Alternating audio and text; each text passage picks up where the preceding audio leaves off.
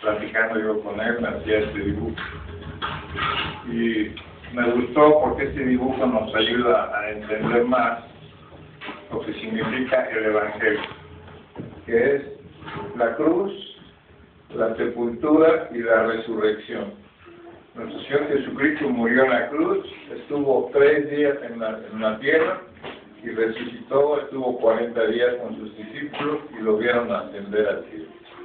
Este es el Evangelio: muerte, sepultura y resurrección de nuestro Señor Jesucristo.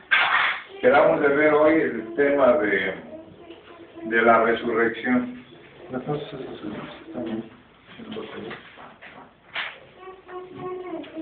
Pues antes vamos a hacer una lectura de Primera de Corintios 15, todo el capítulo.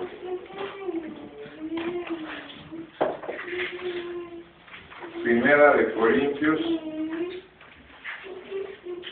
15.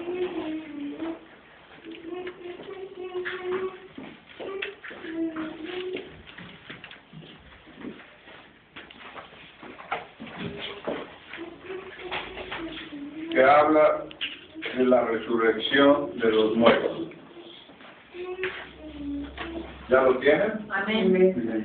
Dice así: además os declaro, hermanos, el Evangelio que os he predicado, el cual también recibisteis, en el cual también perseveráis, por el cual, el Evangelio, asimismo, si retenéis la palabra que os he predicado, sois salvos si no creísteis en vano.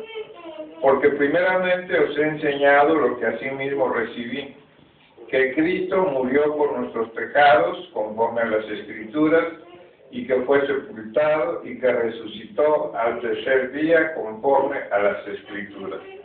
Aquí está hablando del Evangelio, y se refiere a este dibujito que acabo de hacer, que representa su muerte, su sepultura, 3 días, y luego su gloriosa resurrección. Seguimos la lectura, el verso 5. Y que apareció a Cefas y después a los 12, a los discípulos. Verso 6. Después apareció a más de 500 hermanos a la vez, de los cuales muchos viven aún y otros ya duermen. Después apareció a Jacobo, después a todos los apóstoles. Y al último de todos, como a un abortivo, me apareció a mí. Porque yo soy el más pequeño de los apóstoles, que no soy digno de ser llamado apóstol, porque perseguía la iglesia de Dios. Pero por la gracia de Dios soy lo que soy, y su gracia no ha sido en vano para conmigo. Antes he trabajado más que todos ellos, pero no yo, sino la gracia de Dios conmigo. Porque o sea yo, o sean ellos, así predicamos y así habéis creído. Pero si se predica de Cristo, que resucitó de los muertos, ¿cómo dicen algunos entre vosotros que no hay resurrección de muertos? Porque si no hay resurrección de muertos, tampoco Cristo resucitó. Y si Cristo no resucitó, vana es entonces nuestra predicación, vana es también vuestra fe.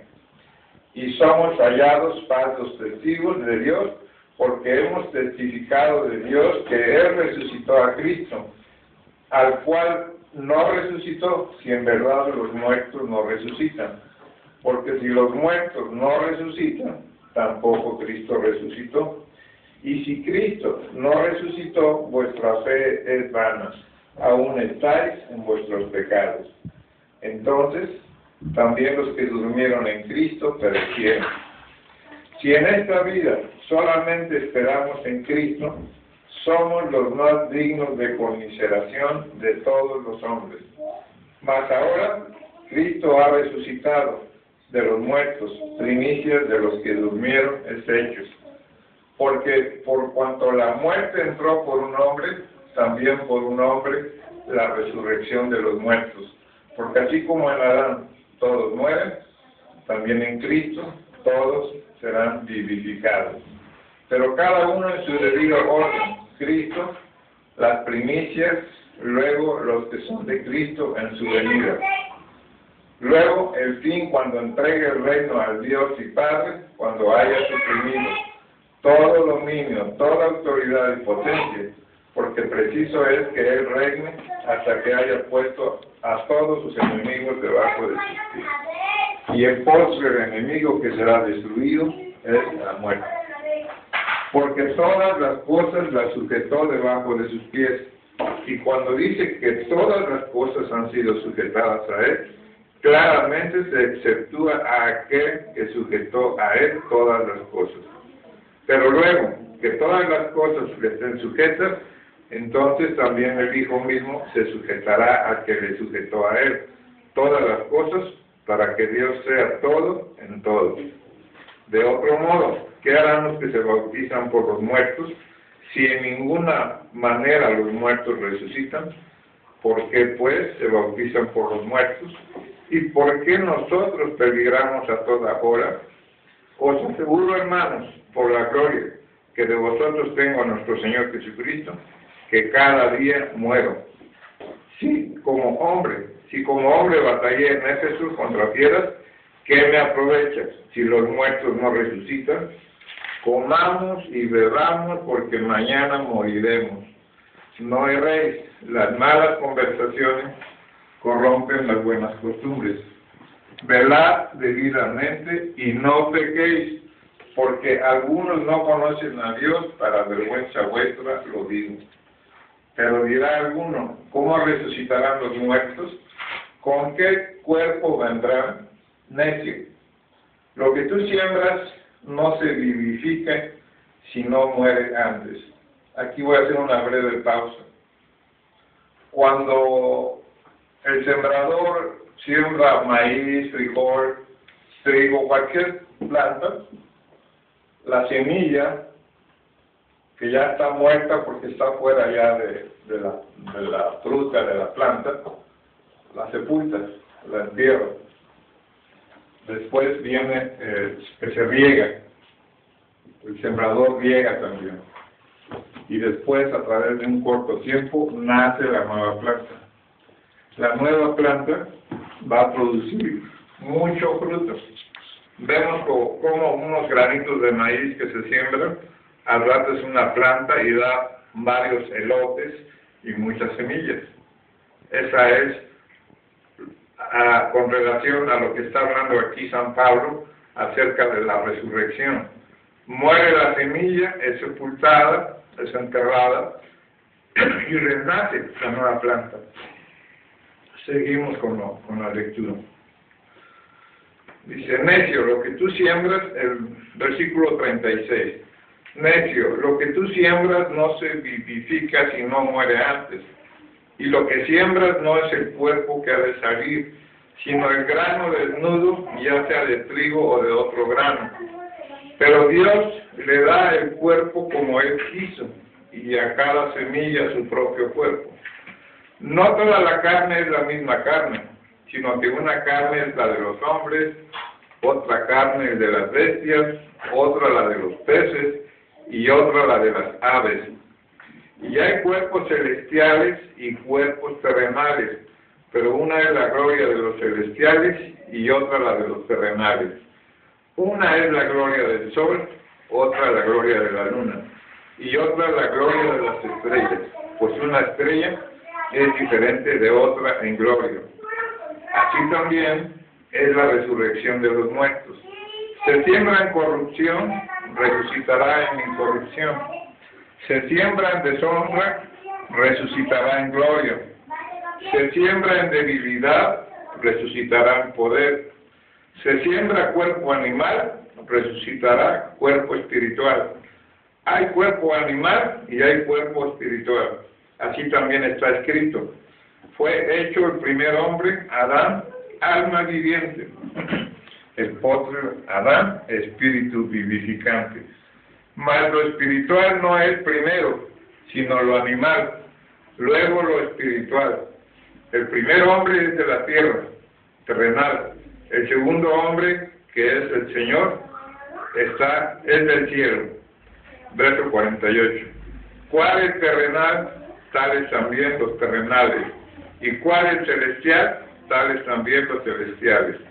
Y así como hemos traído la imagen del terrenal, traeremos también la imagen del celestial.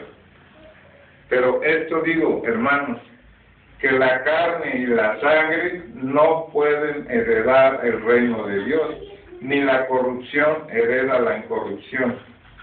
He aquí, os digo un misterio, no todos dormiremos, pero todos seremos transformados.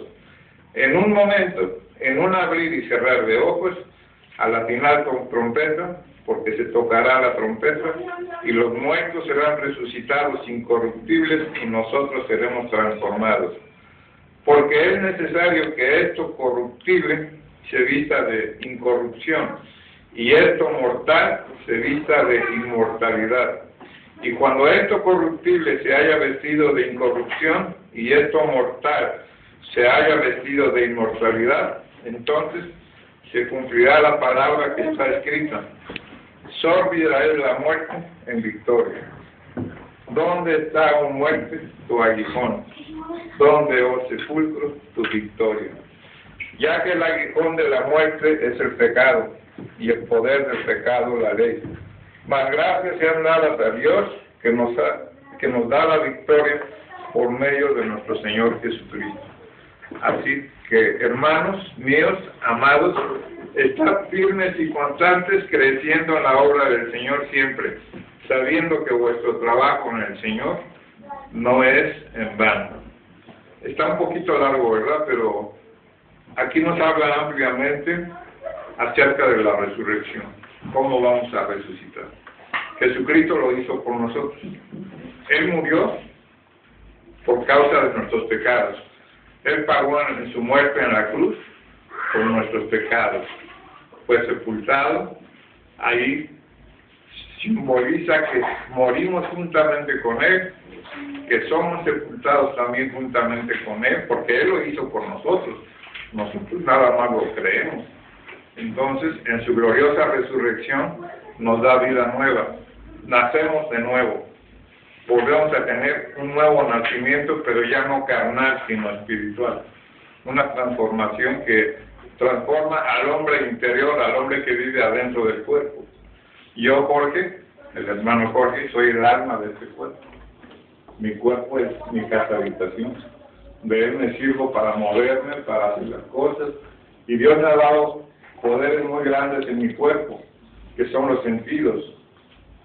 El oído, la vista, el gusto, el tacto. Tenemos los elementos necesarios, como Superman, para comunicarnos con el resto que está, el resto de las cosas que están a nuestro alrededor. La tierra, los animales, las personas, las cosas.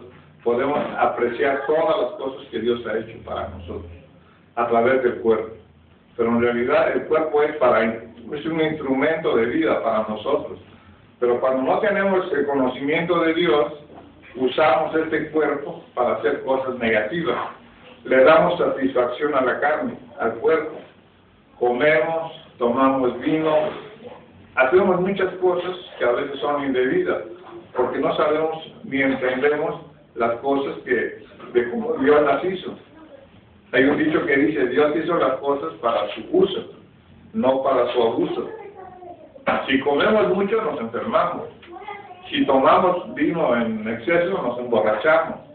Es decir, que Dios nos da el entendimiento para hacer uso de las cosas, pero siempre con debido cuidado y entendimiento para que no nos hagan daño.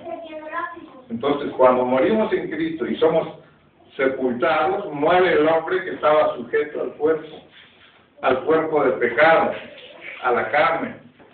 Antes de conocer a Jesús, a Jesucristo, el Hijo de Dios, obedecíamos a nuestra carne, hacíamos todo lo malo. Y por eso vemos en las noticias todos los días, en los periódicos, en la televisión, todo lo que hace el hombre. Siempre para vender periódicos, lo que atrae a la gente es la morbosidad de un cadáver, o hablan de una noticia de algo negativo de la vida del hombre, la vida de los artistas, y vemos que todo es nocivo, todo es malo, todo es negativo. Las consecuencias de lo que el hombre hace en su vida las paga aquí mismo, aquí en la tierra. Es mentira que esperemos que la vaya a pagar en un futuro en lo que tanto miedo nos da, que es el infierno, porque no conocíamos qué es el infierno. El infierno es la tumba. Cuando uno muere llega el cuerpo a la tumba y allá se acabó todo. Pero es mentira de que vamos a estar brincando ahí con el calor, con las llamas, con todo lo malo. No, cuando el hombre muere, termina ahí todas sus cosas. El infierno es la sepultura. Entonces, ¿qué pasa con aquel que hace lo malo? Aquel que desobedece las reglas de Dios. Aquí mismo en la tierra pagamos. Aquí mismo en la tierra pagamos las consecuencias de nuestra forma de ser. Dice la Biblia, lo que se siembra, se cosecha. Entonces, el que cosecha, el que siembra amor, ¿qué va a recibir? Amor. El que siembra cosas buenas, va a cosechar cosas buenas. Pero el que siembra lo contrario, intrigas, odio, cosas malas, negativas, eso va a cosechar tarde o temprano. Se tiene que presentar ante la justicia divina y Dios le da el pago por sus obras, por lo que él hace o por lo que ha hecho. Aquí mismo en la tierra pagamos. Entonces, la clase de hoy es con referencia a la resurrección. Cómo pasamos de muerte a vida, creyendo en el sacrificio de Jesús, su muerte, su sepultura y su gloriosa resurrección. Primero, reconocer que somos pecadores, que hemos hecho mal, que hemos vivido desobedeciendo a Dios. Cuando reconocemos esa actitud, ya estamos preparados para creer que Jesús murió en la cruz para librarnos de las culpas, para librarnos de los castigos, para darnos una nueva vida, para limpiarnos la vida de los pecados. Morimos con Él, juntamente con Él, somos sepultados juntamente con Él y resucitamos a vida nueva. Aquí está el nuevo nacimiento del cristiano. Pasa de muerte a vida, con solo creer. Dios hace las cosas fáciles, el hombre las hace difíciles. No queremos creer, no creemos en la palabra de Dios. Si alguien le habla a alguna persona de eso, no le interesa, o cierra oídos. Aunque esté escuchando, cierra oídos. Y parece que está escuchando, pero no. O quizás, como dicen algunas veces, que el que no quiere oír es porque tiene los oídos perforados, por aquí le entra y por aquí le sale, pero no se le queda. No le interesa, no quiere saber de la palabra de Dios. Por eso muchos de nosotros en el mundo somos llamados por Dios.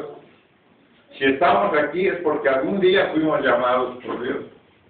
Dios nos llama y nosotros oímos, prestamos atención. ¿Por qué? Porque nos interesa saber de Dios. Y cuando oímos lo bueno que es Dios en nuestras vidas, lo seguimos, creemos en Él. Nos interesa, porque Él nos está ofreciendo una vida totalmente diferente a la que hemos llevado sin Dios. Cuando no conocíamos a Dios, pues para nosotros era normal vivir en lo malo, hacer lo malo. Hasta pensábamos que así era la vida. Pero cuando nos metemos a los terrenos de Dios, nos damos cuenta de que la ley misma nos marca qué es lo bueno y qué es lo malo. Ya sabemos que esto conviene y esto no conviene. Y si hacemos lo que no conviene, pues estamos ya expuestos al castigo que nos va a dar nuestra propia desobediencia. A veces se dice que Dios nos castiga, que nos castigamos a nosotros mismos con nuestra conducta. De eso abundan muchas telenovelas, películas, historias que hablan de lo que el hombre hace en desobediencia y vemos cómo paga las consecuencias de su forma de ser. Ahí nos encontramos con divorcios, con pleitos entre hermanos, pleitos entre familias, enojos, discusiones que llevan al asesinato, a matarse entre ellos mismos, a odiarse entre ellos mismos. Sufren las consecuencias. Los hijos pagan las consecuencias de lo que nosotros como padres hacemos. Tarde o temprano, ellos van a sufrir también las consecuencias de nuestra desobediencia. Eso es una realidad. A veces el papel de un predicador es motivo de que no se le quiera oír al predicador, porque el predicador habla de vida o de muerte. Habla de cosas buenas y de cosas malas. El predicador habla de bendiciones y de maldiciones. Hay predicadores que con tal de tener su iglesia llena, mantenerla llena de oyentes, hablan puras cosas bonitas, hablan de puras cosas buenas, no hablan con la verdad. Entre más grande sea la población en una iglesia, es porque el pastor habla de puras cosas buenas, no les está marcando los peligros en los que están si desobedecen la ley de Dios.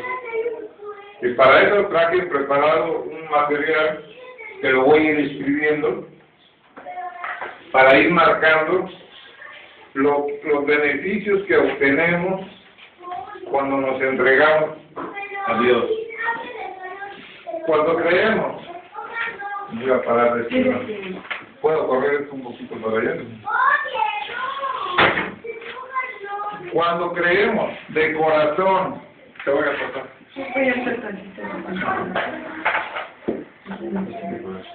No, ahí ya ¿para qué? Para ir. Para ir con Daniel. De hecho, aquí me voy a pasar para ver. Sí, porque está muy pegado el pizarrón. Que hubiéramos parado el pizarrón. No, aquí está bien. Cuando creemos de corazón en el Evangelio, que es muerte, sepultura y resurrección de nuestro Señor Jesucristo, viene un cambio positivo en la vida de uno. Pero tiene que ser una entrega total, una entrega al 100%. No decir como muchos, que debido a una emoción por el momento de la predicación, se entregan a esa fe. Sí creo, acepto esto, pero lo dicen de dientes para afuera, porque saliendo del tema o al día siguiente o a la hora después de haber escuchado el mensaje, vuelven a su rutina de vida. Son esclavos del pecado, o somos esclavos del pecado cuando todavía no creemos. Y esta vida nos sigue mandando, nos sigue gobernando. Recuerdo mucho una pequeña historia de una águila, después se las conté, ¿no? De una águila que nació en cautiverio, chiquita, un polluelo, nació en cautiverio, y siempre la mantuvieron en una jaula. Tuvieron que ir haciendo cada vez la jaula más grande porque el águila creció, desde un pollito, una tremenda águila, pero en cautiverio. Tenía la jaula tan grande que tenía plantitas, le crearon un ambiente para que se sintiera feliz, que se sintiera bien, viendo las plantas y todo. Pero ¿qué pasó? Mucha gente que visitaba al dueño del águila un día le dijo, oye, ¿no te da vergüenza tener esa águila encerrada? ¿Por qué? Porque esa águila no nació para estar encerrada, tiene tremendas alas. El águila nació para volar, es su naturaleza, volar, andar en las alturas, y tú la has mantenido desde que nació en esa jaula. Pobre águila, ¿no? Recuerdo que un día que estaba contando esto en una iglesia, en una reunión, una niña como de 10 años me estaba poniendo mucha atención en el relato. Estaba pendiente del cuento, de la historia. Entonces el hombre, al darse cuenta que en realidad el águila no nació para estar enjaulada, encerrada, no era su naturaleza, ¿de qué le servían las alas encerradas? Nunca había probado volar, no tenía espacio para volar. Entonces contrató los servicios de un helicóptero para llevar a dejar al águila por allá en las montañas. Ya que estuvieron en un lugar que consideraron adecuado, el Señor sacó al águila y la soltó desde el helicóptero. Y vieron cómo el águila iba, pero de picada. Nunca había volado, no tenía esa experiencia. Y entonces dijeron, pobre águila, se va a matar. No mueve la cara. Después de un ratito, el águila ya viendo que llegaba al suelo, empezó a abrir las alas. El instinto de conservación, su instinto propio de águila, empezó a abrir las alas y a volar, a volar, a volar, y ya la vieron volando, y ya dijeron, ya se salvó. No se imaginan la cara de esa niña que estaba escuchando. Estaba viviendo el relato, pero tan viviéndolo, que estaba así con temor de que el águila se fuera a estrellar y se fuera a matar. Yo la estaba observando a ella y digo, como un niño vive la historia, ¿no? Y nosotros también, cuando nos ponemos a pensar en eso. Pero es que el águila nació para ser libre, para volar, no para estar encerrado. Nosotros, Dios nos dio la capacidad para ser libres. No tenemos alas, pero ¿qué tal aviones? ¿O qué tal helicópteros? ¿O qué tal avionetas? El hombre ha logrado volar usando su cabeza. Entonces, el hombre nació para ser libre. Cuando digo libre, el hombre nació para ser libre del pecado. Para eso nació libre. Pero ¿qué pasó? El hombre desobedeció. Nuestros primeros padres, Adán y Eva, desobedecieron y la humanidad sigue pagando hasta ahora la consecuencia de esa desobediencia, del pecado. Y como consecuencia del pecado viene la muerte. Todos estamos sentenciados a morir. Pero al hombre no le interesa. Ya es natural. ¿Por qué? Porque nadie le ha platicado, nadie le ha contado lo que Dios ha hecho para rescatarnos de esa condena de la muerte. Y para eso vino Jesucristo, nuestro Señor, a morir por nosotros en la cruz. Él murió en la cruz, fue sepultado, resucitó al tercer día, estuvo 40 días con sus apóstoles y luego lo vieron ascender al cielo. Esa es la historia. Una historia que suena a fantasía, que muchos dirán, pues, si eso crees tú, pues créelo, yo no creo en eso. Muchos lo dicen y lo confiesan. Esos han sido llamados, pero no son escogidos porque no quieren creer en eso. Rechazan esa idea. Se les habla de Dios y para ellos su Dios es el dinero, la televisión, las fiestas, otras cosas, su automóvil, muchas cosas. En eso a eso se dedican, a adorarlo en lo que ellos creen, pero no creen en Dios. Ni siquiera se dan tiempo ni molestia para pensar en Dios. Entonces, cuando uno acepta la muerte en Cristo, Él lo hizo por nosotros. Él murió por cada uno de nosotros. Nosotros nada más debemos de creerlo. Que si Él murió por mí, yo tengo que creer que yo morí con Él. Él pagó por mí. Así de sencillo. Tenemos que creer que morimos con Él, que somos sepultados con Él para deshacer al viejo hombre, al pecador. Muere el viejo hombre y es sepultado. Y nace un nuevo hombre en la resurrección de nuestro Señor Jesucristo. Así de fácil. En una libertad ya, ¿no? ¿Mandé? En una ya libertad. Sí. Ya nacemos libres de esa esclavitud al pecado. Porque mientras no entramos en esto, el pecado nos sigue dominando. Y desgraciadamente en muchas iglesias, todavía el pecado sigue dominando a los hermanos. Empezando por el pastor. Una vez en una revista cristiana que se editaba aquí en la Ciudad de México, me tocó ver en la portada de la revista, venía una foto de una fachada de una iglesia. Decía Iglesia de Dios en la fachada. Pero se veía muy poquitita gente adentro del local de la iglesia. ¿Por qué? Llegó un ángel ahí y se encontró que Satanás, así como nos lo pintan, con cuernos, su cola y el trinche, estaba en la puerta de la iglesia. Y le dijo el ángel, ¿qué haces aquí, ángel? Dice, cuidando que no se meta nadie a la iglesia de Dios. Y se ven muy poquitos adentro, en el dibujo.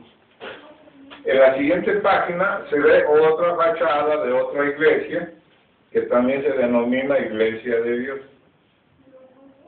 ¿Y qué pasa en ese dibujo? Que la iglesia está llena de personas en el servicio.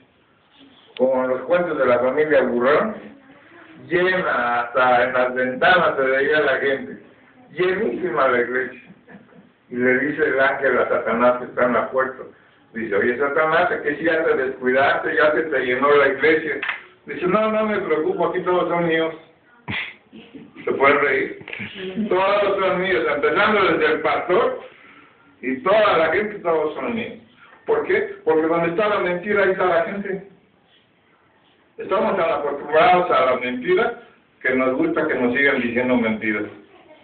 Y los pastores son del diablo, son muy inteligentes para lo malo. Cuentan, inventan, dicen historias que tienen a la gente contenta. Los domingos van a la iglesia y están felices. ¿Pero por qué están contentos? Porque siguen su vida normal, de como son. Ya no hace falta que les aplaudan de cómo son. Se sienten satisfechos. Ya les platicé a ustedes que en un servicio que estuve en una iglesia en Tampa, Florida, el pastor cubano, al frente del servicio, a la hora del servicio, dijo esto: yo soy de carne y hueso como todos ustedes.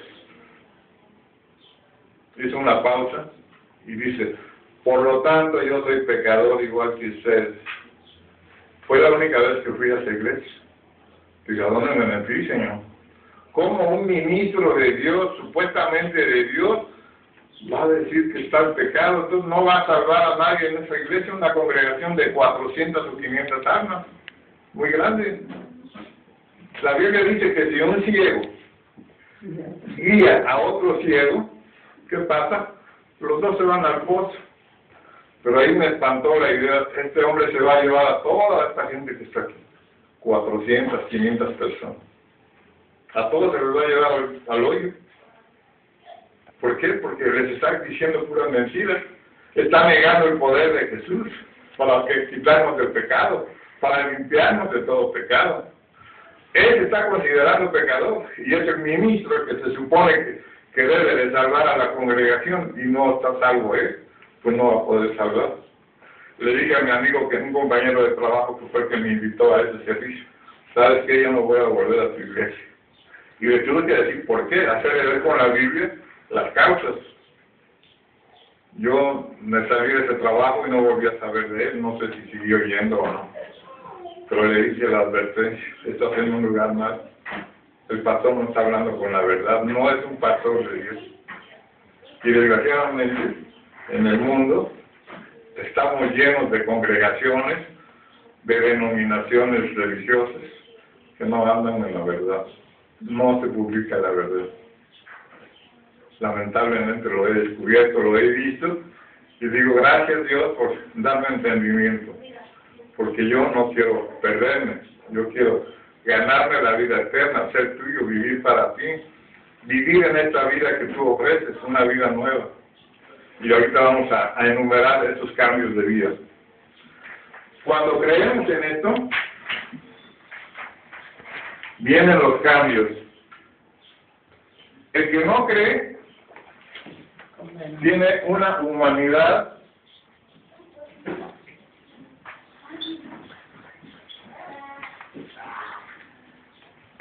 imperfecta.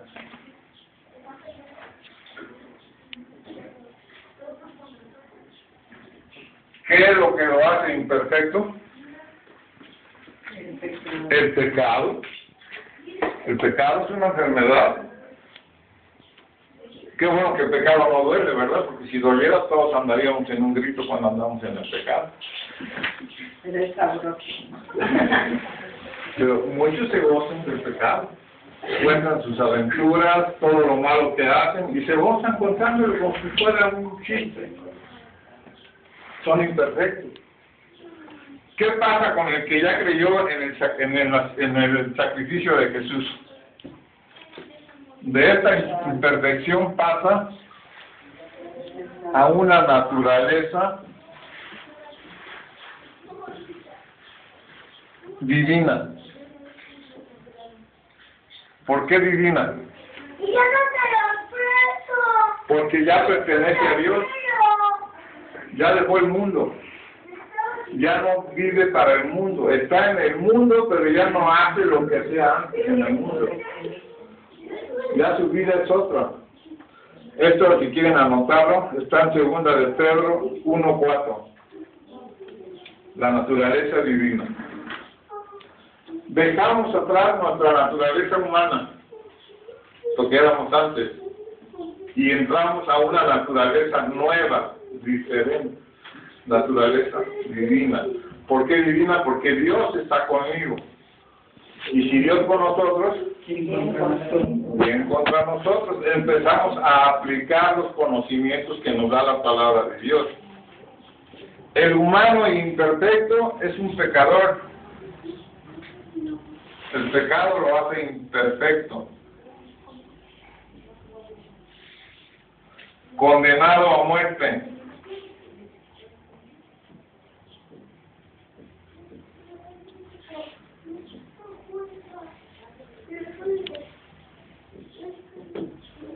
Hoy en día está tan presente la muerte en los que no obedecen a Dios. Veamos los periódicos, las noticias.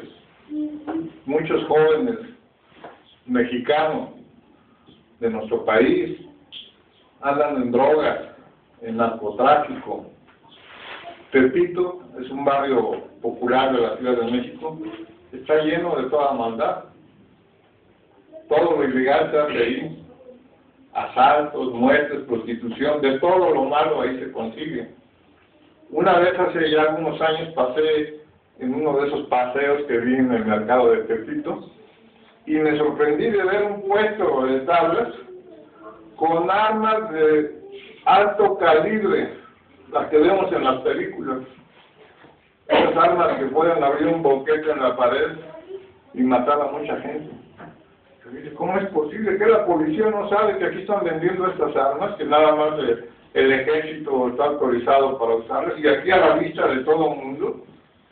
Y no nada más de estas, hasta los chalecos y ropa tipo Rambo, para que se llevaran todo el equipo completo, ¿no?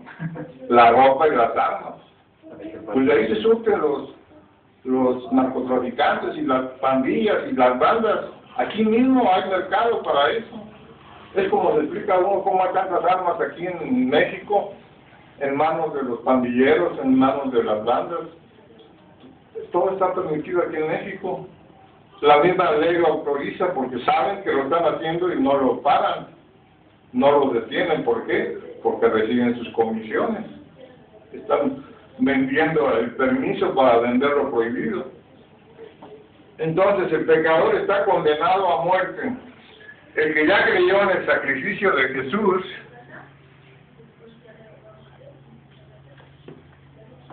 está libre del pecado.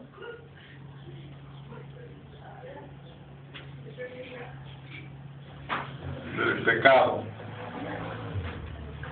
¿Y de qué más? Y de la condena. Esto está en Romanos capítulo 8, verso 1 y 2, si quieren anotarlo. Aunque estoy viendo que después les voy a traer una copia de esta aquí, para que la tengan a la mano. Entonces, está libre del pecado y de la condena por haber creído en el Evangelio, en el sacrificio de nuestro Señor Jesucristo. Esto es lo principal que debemos de saber, entender y creer, porque si no, no nos salvamos nosotros, ni podremos ayudar a nadie a que se salve. La salvación es personal. La obligación es transmitirlo, decirlo.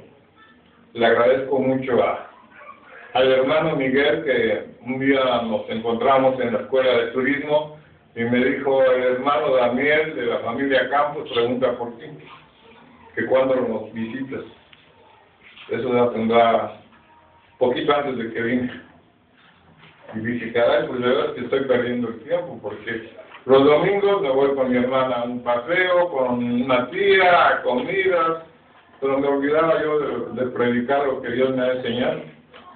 Amén, gloria a Dios. Y el hermano Miguel me dice: ¿cuándo nos visitas? Dice Daniel que ¿cuándo nos visitas?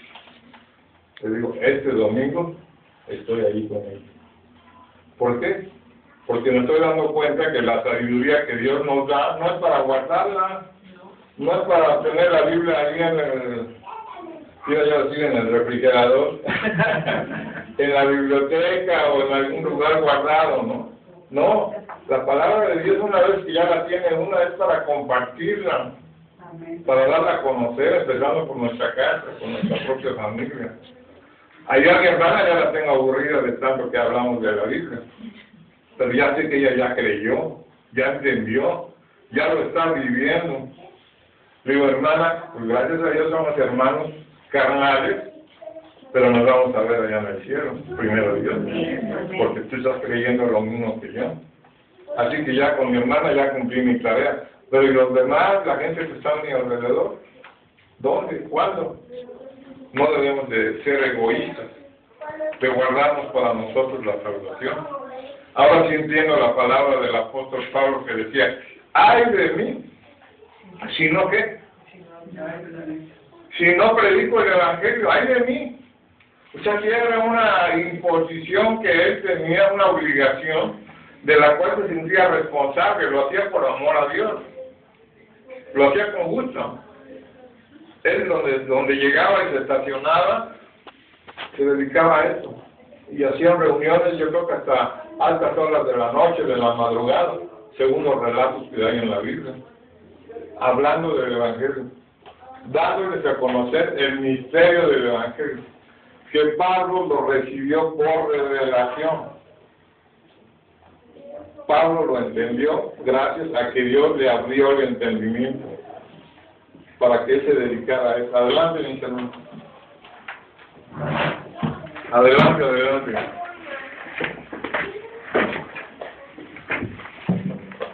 Llegaron a una buena hora. Estamos hablando, recordando lo que significa la palabra evangelio. La hemos oído muchas veces en nuestras Biblias, en reuniones, en la iglesia.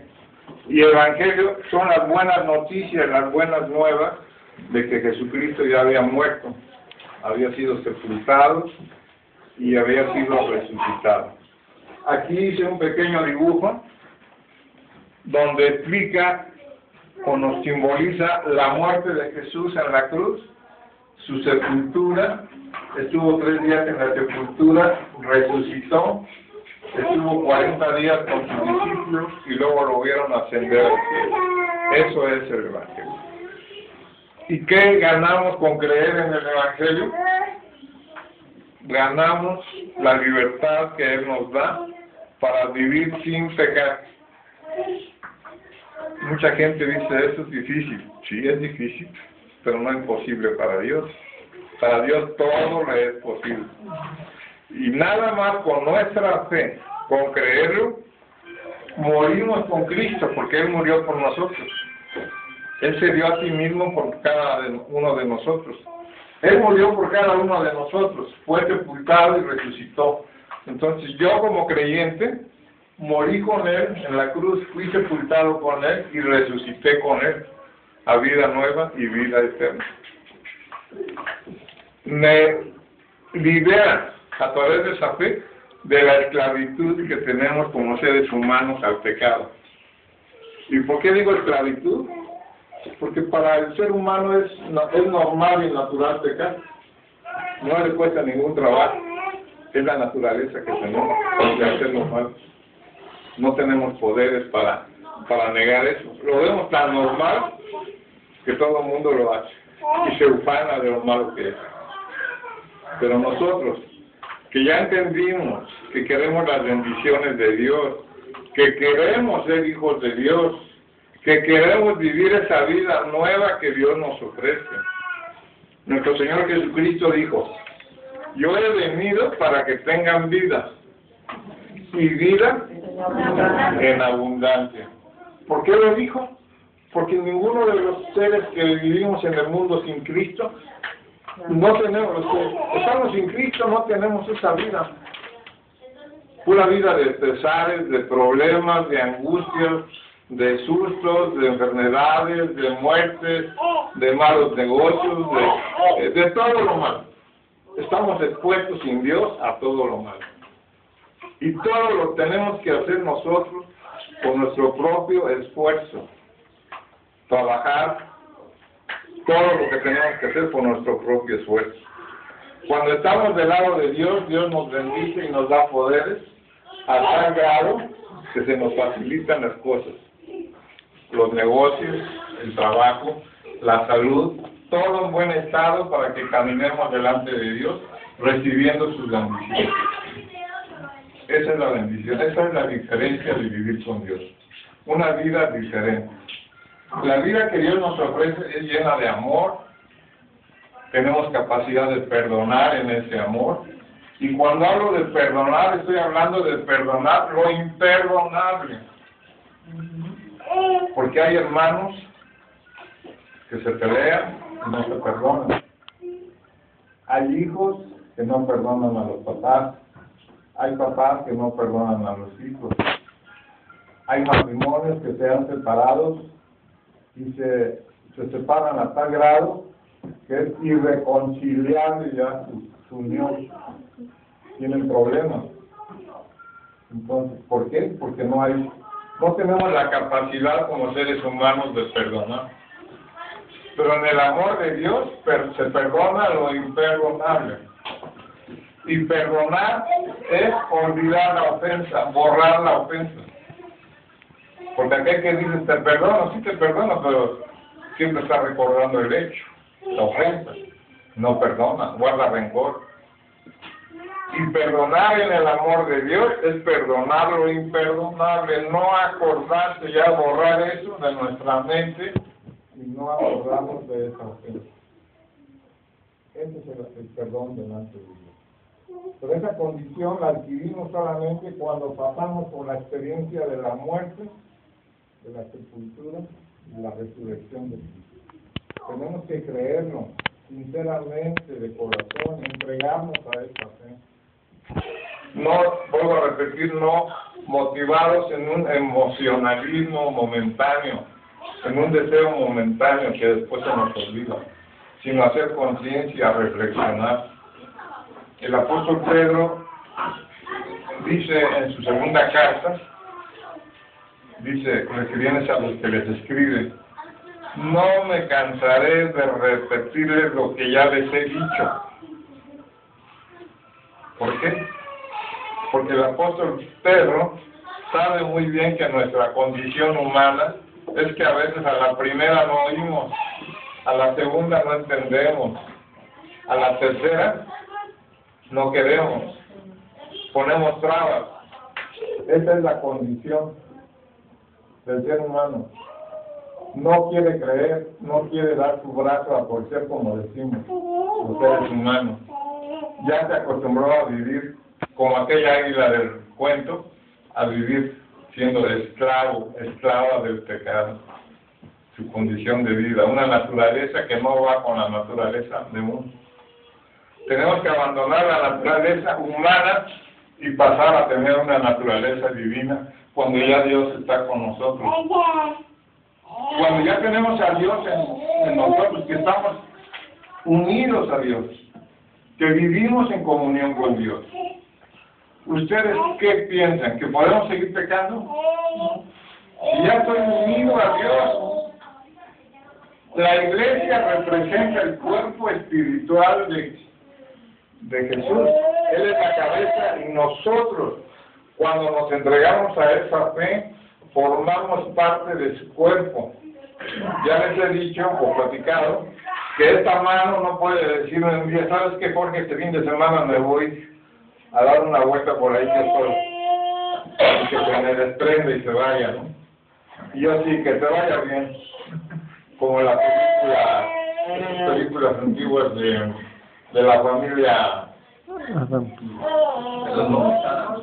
los locos árabes, que la mano caminaba. No se puede. La mano está unida a mi cuerpo, que tiene que obedecer a mí, a la cabeza. Mi pie igual. Todos mis miembros me tienen que obedecer a mí.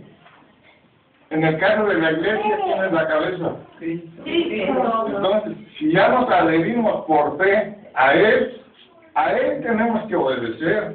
Ya no puedo hacer lo que yo quiera, estoy unido a su cuerpo espiritual, le pertenezco a Él, soy de Él, vivo para Él, y yo recibo todas las bendiciones que me da Él por ser la cabeza.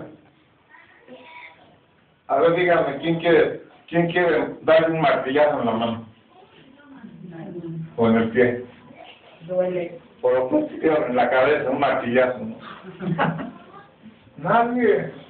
Porque queremos nuestro cuerpo, lo protegemos, lo cuidamos. No queremos que nada malo le suceda. Pues eso es lo que hace nuestro Señor Jesucristo, cuidar su iglesia, su cuerpo, que somos nosotros. Nosotros somos miembros del cuerpo de Cristo. Él cuida a cada uno de sus miembros. Me cuida a mí y cuida a cada uno de los que se entregan a la fe de Cristo. Ya no estamos separados. Comparativamente podemos decir también que es comparable al amor entre pareja. Cuando el hombre y la mujer se unen en matrimonio, se unen, dice la Biblia, la palabra de Dios, que pasan a ser un solo ¿qué? Un solo cuerpo. Por eso somos diferentes, hombre y mujer. Yo me complemento en el cuerpo de mi esposa se complementa conmigo. Ella es la mitad y yo soy la mitad. Nos unimos en el amor de Dios y somos un solo cuerpo. Ahora, ¿voy a querer yo hacerle algo malo a mi esposa? Golpearla, como sucede mucho en nuestro mundo material, golpearla, insultarla, maltratarla. No, porque es parte de mí, es parte de mi cuerpo. La cuido, la protejo, la quiero y daría yo la vida misma porque no le sucediera nada a ella, porque la amo, la quiero, la necesito. Es la otra parte de mí. Con eso me complemento yo como ser humano. Por eso Dios hizo al hombre y a la mujer. Y dijo Dios, el hombre abandonará a su padre y a su madre y se unirá a su mujer. ¿Para qué? Para formar un solo cuerpo. Para Dios no cuentan que sean dos. La pareja es una unidad que se complementan en el amor de Dios y reciben las bendiciones como pareja. Pero eso es cuando tenemos ya la fe en el conocimiento que Dios nos da. Las parejas que no tienen ese conocimiento, pues alguna de ellas va a fallar y va a venir la separación, van a venir los problemas, porque no conocen cómo es Dios y qué es lo que Dios quiere para sus vidas. La pareja que se ama en el amor de Dios es inseparable. Están unidos en el amor de Dios. Ese es el poder que tiene el amor de Dios. El amor es un poder que puede hacer todo lo bueno. En el amor salimos triunfadores, salimos vencedores. ¿Cómo dice San Juan 3:16? 3:16. Que ha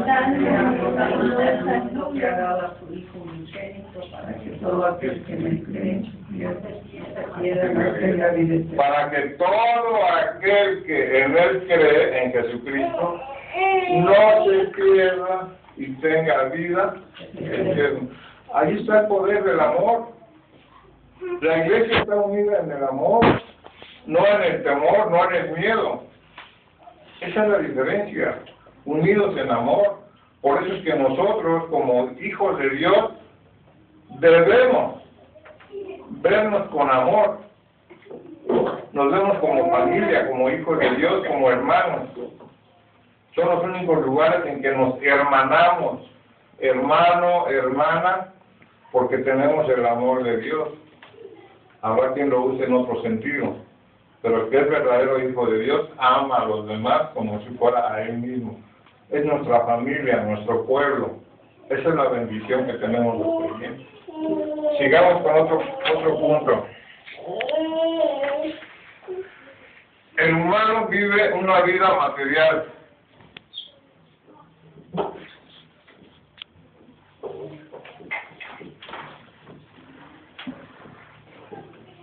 Toda su vida, todo su trabajo, todo su esfuerzo, todo lo que hace es con relación a su vida material.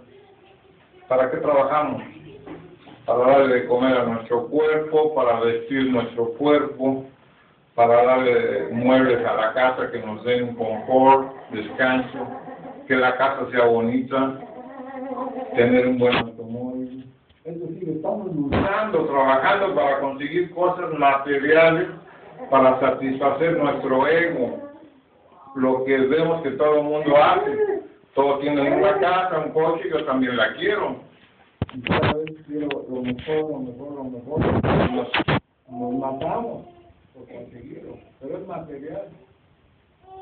En cambio, el que ya murió en Cristo y ha resucitado, ha nacido de nuevo, pasa de la vida material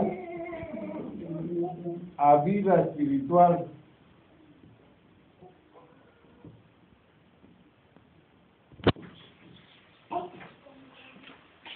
Ya no tiene interés por lo material. No tiene interés, pero Dios lo bendice. A ver quién recuerda cuando murió el rey David, que su hijo Salomón tomó el mando del reino. ¿Qué le pidió Salomón a Dios? Sabiduría. Le dijo, dame sabiduría, Señor, para gobernar a este pueblo, conociendo de lo que estamos hablando, un pueblo rebelde, un pueblo difícil, que no se entregaba a la fe de Dios. Y le dijo a Salomón, Señor, dame sabiduría, no te pido riquezas, no te pido cosas materiales, dame sabiduría para gobernar a este pueblo. ¿Y qué le dio Dios? A ver si me contesta. Y le dio lo material, le dio la sabiduría para gobernar, pero también fue un reinado en que todo era de lo mejor. Le dio cosas materiales de todo. Era un reino, un palacio, comida, todo lo bueno, todas las bendiciones de Dios estaban ahí. Porque Salomón pidió lo mejor. Dame sabiduría. Y eso es lo que debemos de pedir nosotros para gobernar nuestra casa, nuestro negocio, nuestro trabajo, para mejorar las relaciones de amistad, familiares. Dame sabiduría, Señor. Y todo lo demás viene, ¿por qué? Por añadidura, porque si hacemos las cosas bien, pues tenemos que tener también cosas bonitas para nosotros. Si hacemos las cosas como Dios manda, vienen bendiciones materiales, pero primero enfocarnos a lo que debemos. Porque ya el hombre sabio no necesita de muchas cosas materiales. Una vez le preguntaron a un sabio, Señor, tú que ya estás viejo y ya has adquirido sabiduría, dinos qué es lo más importante de la vida del hombre. ¿Qué es lo que debemos de buscar, de perseguir los hombres? Y el hombre le dijo, mira, el hombre que ya tiene un techo, una casa, para guarecerse del tiempo, de la lluvia, del frío, del sol, el que ya tiene un techo y un trabajo que le dé para comer, ya tiene todo. Y si nada más, casa y comida, ¿qué más quiere? El hombre que tiene esas dos cosas, ya no necesita más. Todo lo demás que el hombre busca es vanidad. Es vanidad. El hombre ya tiene una casa y ya no se conforma, ya quiere dos, o quiere hacerla más grande, o quiere hacer una nueva. El hombre siempre va queriendo más y más y más de cosas materiales. Pero a fin de cuentas, la casa la necesitamos para darnos seguridad contra las inclemencias del tiempo, la lluvia, el sol, el frío, el calor, todo eso. Pero cuando ya entramos en la sabiduría de Dios, ya no hacemos mucha diferencia si es muy grande, muy bonita, o cosas así. Tengo una casa, gracias a Dios. Tengo un trabajo, gracias a Dios. El campesino siembra y espera la cosecha, gracias a Dios, y Dios se la da. Tiene para comer, no necesita más. Yo creo que un campesino que haya entendido la palabra de Dios puede vivir tan feliz o más feliz que alguien de la ciudad. Porque en el campo tiene su casa y tiene lugar para sembrar. Y si cree en Dios, las bendiciones de Dios están en él y no necesita más. Tiene todo. Tiene la sabiduría de Dios para manejar su vida, para conducirse, agradeciéndole a Dios todo lo bueno que es, agradeciéndole las bendiciones. El hombre, el humano, solo complace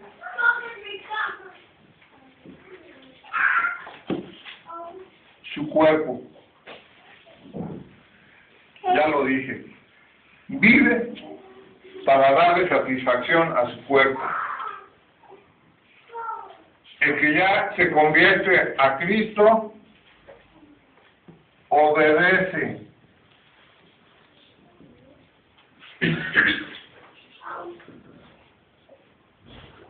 Obedece a Dios su Padre. ¿Hay diferencia? Aquí somos esclavos de la carne, del cuerpo. Recuerdo alguna vez haber visto un anuncio en una fiesta donde preguntó a alguien, ¿a qué hora termina la fiesta? Y le dijeron, hasta que el cuerpo aguante, nos podemos amanecer si tú quieres. Es darle gusto al cuerpo, a la carne. El que le gusta el baile, pues quiere bailar toda la noche. El que le gusta tomar bebidas alcohólicas, quiere tomar hasta que caiga de borracho, sin límites, dándole gusto a su carne, a su cuerpo. En cambio, el que es cristiano obedece a Dios en todas las cosas. Él es la cabeza, Jesucristo es la cabeza, Él nos ordena y nos dice esto conviene y esto no conviene. Nos pone en orden las cosas y entendemos. Principalmente entendemos. Y si obedecemos es porque es lo mejor para nosotros. Vuelvo a repetir, mi cabeza nunca va a ordenar a esta mano meterla abajo de una llanta de un camión cuando va pasando. Es mi cuerpo, tengo que protegerlo. Entonces nosotros como miembros del cuerpo de Cristo estamos súper protegidos. Él no quiere que ningún daño nos pase. Él nos cuida, nos alerta, nos previene siempre, antes de, no después de. El humano vive ciego, está en tinieblas.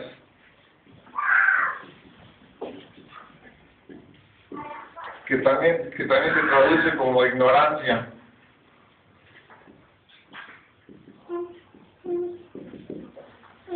Esta es la condición del humano que no conoce a Dios.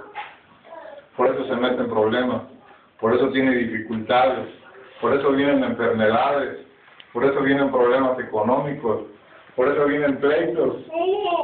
Y no sabe por qué le pasan las cosas, no entiende. Aún sabiendo que él hace malas cosas, no las acepta.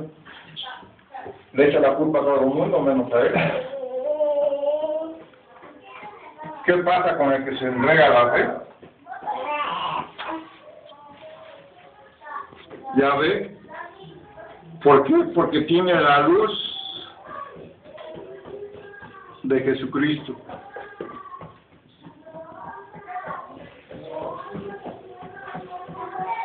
¿Cómo dijo Jesús? Yo soy la luz del mundo. El que a mí viene, ¿qué? No andará en tinieblas, ya verá las cosas que antes no veía. El hombre del mundo no ve esas cosas. Él ve negocio, dinero.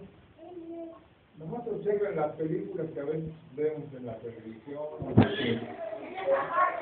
¿En qué se clava la gente? En negocios, en creerse muy listo y poder engañar a los demás para quitarles sus propiedades, sus dineros, sus pertenencias. En eso está clavado el ser humano. En robar, en desposeer a otros. ¿Por qué? Porque no tiene la luz de Cristo. No ve esas cosas. Él ve lo material nada más. Él nada más piensa y ve cómo quitarle a alguien sus propiedades o sus cosas. Esto lo hace estar débil,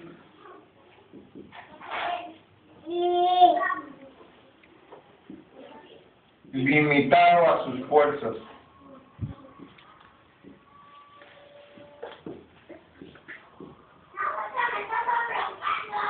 ¿Por qué? Porque él quiere hacer todo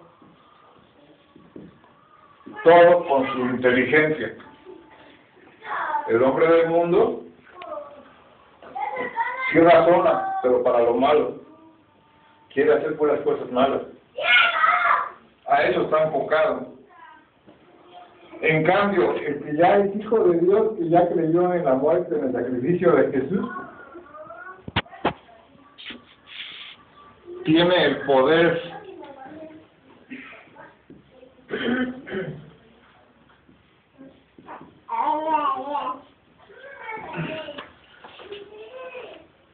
¿Saben por qué hago esto del pizarrón? Porque se nos graba más. Yo lo estoy hablando, lo estoy explicando, pero al estarles yo poniendo esto, su cerebro de ustedes lo está captando mejor, lo está entendiendo mejor. Cuando vamos a la primaria, usan los maestros el pizarrón. Es una manera visual, porque así los niños agarran mejor la clase. El maestro la explica, pero está poniendo en el pizarrón. Los niños están visualizando lo que pone el maestro. Entonces, esa es la razón por la que ahora estoy usando pizarrón. Se nos quedan mejor las cosas, se nos graban mejor, nos damos más tiempo a pensar. En lo que yo escribo y platico, ustedes están pensando, reflexionando, revisando, analizando lo que estoy poniendo aquí. Entonces, el hombre humano es débil, limitado a sus fuerzas. Llega el momento en que dice no puedo. Y quizás cuando al hombre le está sucediendo eso, si no puedo, me fue mal, me fue de la posada, es cuando busque a Dios.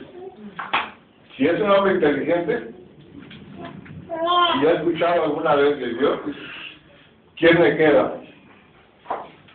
¿A quién veo? Mi suegra no me quiere, mi suegro tampoco. ¿A quién veo? Porque me he portado mal con la gente. Solamente tengo a Dios. ¿Habrá alguien que le diga, pues ya busca a Dios? Como la esposa de Job, ¿se acuerdan de este pasaje de Job? Que se quedó sin nada. Se murió su familia, se quedó sin negocios, por decirlo así, se quedó sin riqueza. ¿Cómo sería la situación de Job en ese estado? Que la esposa, al verlo metido en una tina con cenizas, porque tenía una comezón, una sarna en su cuerpo, que no se la contenía con nada. La esposa de Job, al verlo en la tina, así en esas condiciones, ¿saben qué les dijo? A ver quién me lo dice. Maldice a Dios y muérete. Le dijo a su esposo, ya muérete, ya más no te puede pasar, ya muérete y maldice a tu Dios. ¿Y qué le contestó Job? Dios hizo la llaga y Dios la quitó. ¿Qué le contestó? Mujer, Como mujer a malas hablar. no hables así, eso no debe de ser así. ¿Cómo ya me muero y ya me olvido de todo? No. Si Dios me dio, Dios me quita. Y si está pasándome eso es por alguna razón que yo desconozco y que la acepto. Ahí es el punto débil en que a muchos nos suceden cosas en que nos vemos tan despojados, tan solos, sin ninguna fuerza, que podríamos maldecir a Dios y llegar a decir como muchos, Dios no existe. Dios no existe. Todo me va mal, todo me sale mal. Todo me va mal, todo me sale mal. Porque son pruebas que a veces nos llegan a pasar, pero para probar nuestra fe, de si realmente somos hijos de Dios o no somos hijos de Dios. de si realmente creemos o no creemos. Y que no somos tan poderosos como creemos. Exacto, porque llega momentos que yo no puedo hacer nada. La vida me está castigando. ¿Ahora qué hago? Pues solamente doblar mi rodilla y decirle, Dios mío, ayúdame. Yo aprendí hace muchos años a decirle, no Dios, papá, en forma más cercana, de más confianza, papá, ayúdame, ayúdame, estoy solo.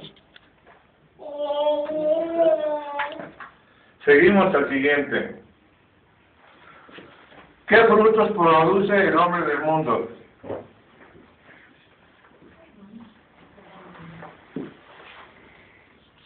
Frutos materiales de la carne. Si alguien lo encuentra en Gálatas 5.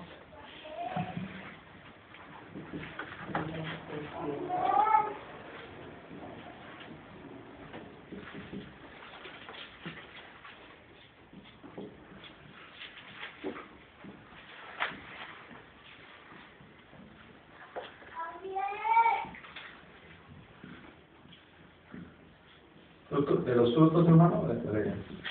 Sí, ahí están juntos ¿O de los frutos espirituales? sí, cualquiera de los dos, pues, de la carne o del espíritu. Dice el 22. Mas el fruto del espíritu es caridad, gozo, paz, tolerancia, benignidad, bondad, fe, mansedumbre, templanza. Contra tales cosas no hay ley. Esos son los frutos que da el Hijo de Dios. Los materiales. Ahora, si encuentran los